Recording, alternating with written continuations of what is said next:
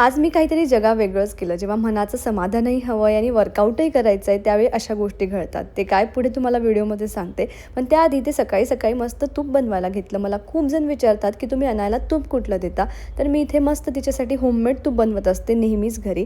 त्यानंतर आज हेल्दी म्हणून मस्त मुगाची उसळसुद्धा बनवली होती.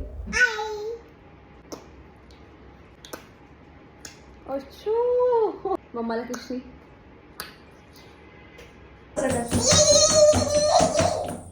बाहेर जायचं म्हटलं की तुम्ही सांगाल त्या सगळ्या गोष्टी आम्ही करतो. मग इथे किस्सी करायची, बाय बाय करायचं, पैंजण वाजवून दाखवायचे, पाय कुठे आहे सांगायचं, सगळं काही चाललेलं होतं.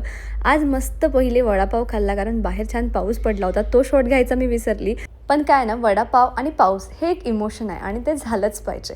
ते आवरून घरी आलो. त्यानंतर मग अनाला इकडे मस्त आंबा चिरून दिला होता. मी पण बसू? नाही ना बेटा, तूच खा ना. आणि आंबा आमच्या एवढ्या आवडीचा आहे की आम्ही तो खूप मज्जेत खातो. मत्त आहे.